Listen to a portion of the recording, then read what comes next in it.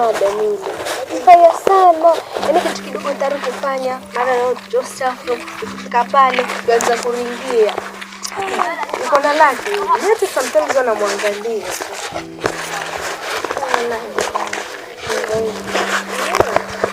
Anikera.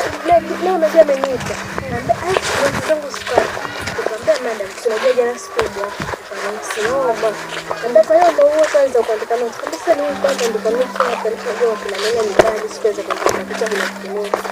Basi wewe unaona tu ukapata exam. Sasa hii inakuja. Kesho ukirudi uko na hizo notes. Hata sijui nitafanya nini. Kabisa hii lazima kitabu yako ile kaandike notes. Hapo.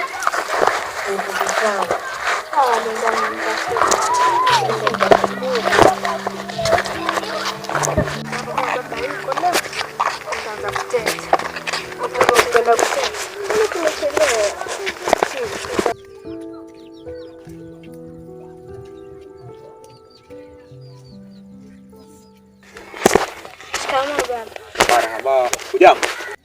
Sijambo.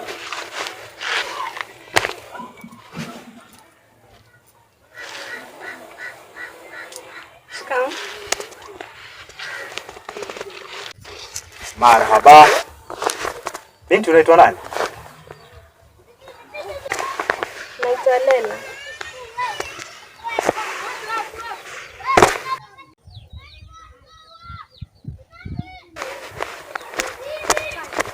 Mnasoma darasa moja?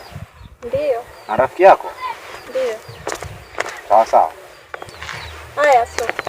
Karibu.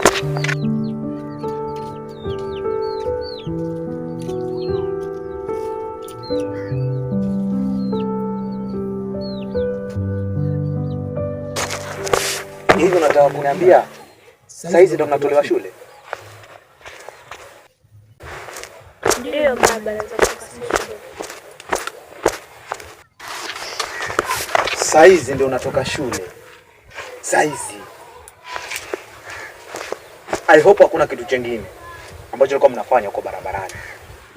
Sikiza nikwambie binti yangu.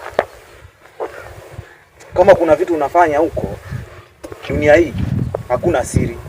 Unasikia? Alafu lengine, huyu rafiki ambaye umekuja naye hapa, sitaki ushikane naye. Tabia zake hazikuniridhisha hata kidogo. Inaonekana itarani.